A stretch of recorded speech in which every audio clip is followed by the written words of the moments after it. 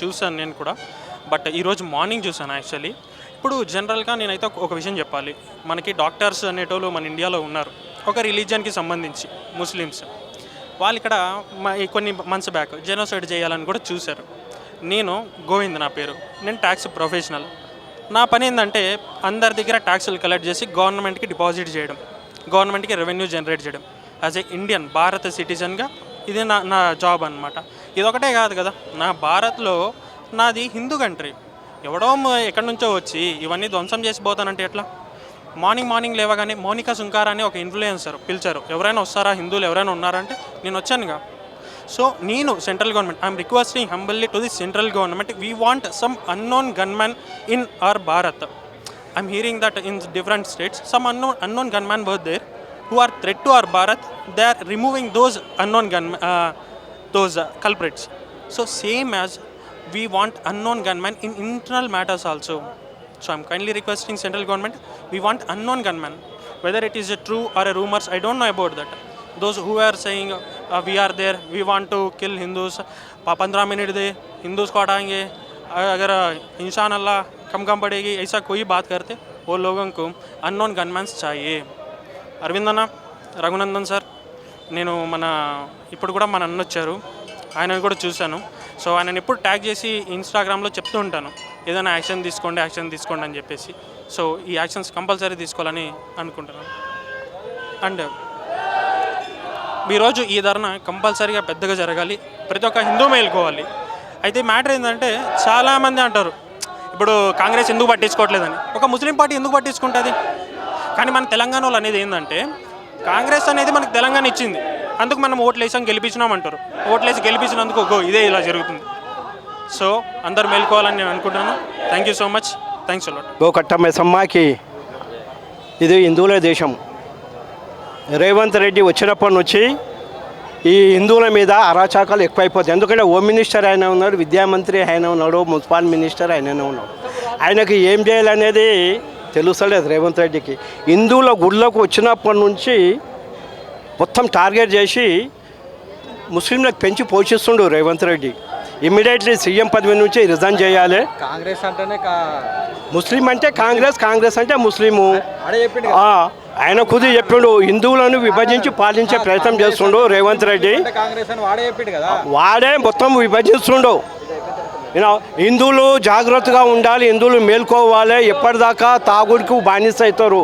హిందువులు ఎప్పుడైనా ఐక్యతగా ఉండాలి. భారతదేశం అంటే హిందువులు అంటే భారతదేశం. హిందువులుగా పుట్టండి, హిందువులుగా గర్జించండి, దేశాన్ని రక్షించండి. ఈ యొక్క సనాతన ధర్మాన్ని అందరూ కాపాడుకోలే. కుల మత భేదాలన్నీ ఇవ్వండి, హిందువులు ఐక్యతగా ఉండండి. ఎప్పుడైతే హిందువులు ఐక్యతగా ఉంటారో ఈ దేశం సుఖ సంతోషంగా ఉంటుంది. హిందువులుగా పుట్టండి, హిందువులుగా గర్జించండి, ఈ యొక్క దేశాన్ని రక్షించండి, మన హిందువులని కాపాడండి, మన గుళ్ళ గోపురాలను కాపాడండి.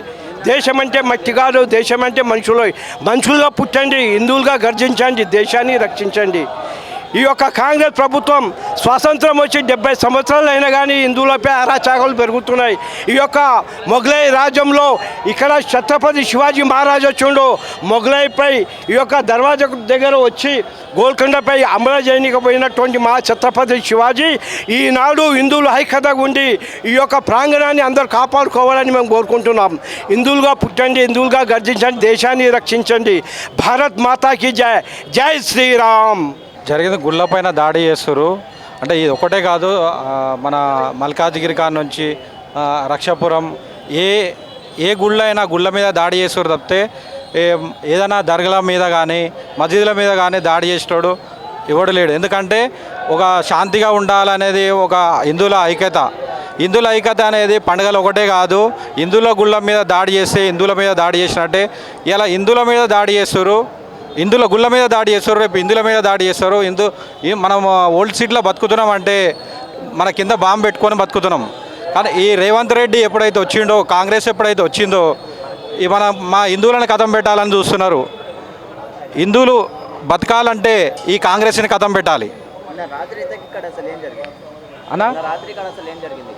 ఈ గుళ్ళోకి వచ్చి గుడి మన ఇవి ఉన్నాయి కదా, పటాలు చేయడము, ఇవి దులిపేయడం ప్రతి ఒక్కటి చేస్తున్నారు. ఇక్కడ ఏంటంటే ఈ ముస్లింలే దాన్ని పెంచి పోషిస్తున్న ఎవరంటే ఎంఐఎం, కాంగ్రెస్. కానీ ఇక్కడ ఎవరైతే గుడిని ధ్వంసం చేశారో ఇక్కడ వాళ్ళపైన పోలీసులు ఏమైనా యాక్షన్ చేస్తున్నారు?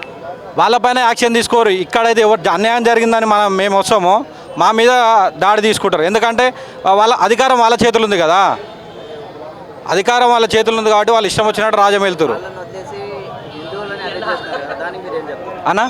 ఇప్పుడు ముస్లిం ఎవరైతే దాడి చేసిరో వాని హిందువుల ముందర నిలబెట్టండి, లేకపోతే మీడియా ముందర మాట్లాడించండి, తీసుకుపోయి జైలేయండి. ఫస్ట్ వాళ్ళని అరెస్ట్ చేయకుండా హిందువులని అరెస్ట్ చేస్తున్నారు కదా, దానికి మీరు ఏమంటారు? ఎవడైతే దాడి చేసిండో వాడిని అరెస్ట్ చేయకుండా హిందువులను అరెస్ట్ చేయడం అనేది కరెక్ట్ కాదు. ఎందుకంటే ఎవడైతే వచ్చి దాడి చేసిండో వాడిని పక్కన పెట్టేసి మా గుళ్ళకి అన్యాయం జరిగింది మేము నిలబడతామన్న మీద దాడి చేసేమైతే అంటే వాళ్ళ ఇళ్ళకే పరిమితం అవుతారు. ఇంకోసారి వాళ్ళ అమ్మ నాయన బయటకు పంపారు. దానికని హిందువుల మీద దాడి చేస్తారు వీళ్ళు. ఎందుకంటే అధికారం మా చేతులు ఉంది, మా ఇష్టం వచ్చినట్టు మేము చేస్తాం. ఇప్పుడు ఈ చర్యకు మీరు అసలు ఏందని చెప్పాలనుకుంటున్నారు ప్రభుత్వానికి ఏం చెప్తున్నాం అంటే నెక్స్ట్ వచ్చే జిహెచ్ఎంసీ ఎలక్షన్లు ఉన్నాయి, ఆ ఎలక్షన్లో కాంగ్రెస్ను బొంద పెడతాం.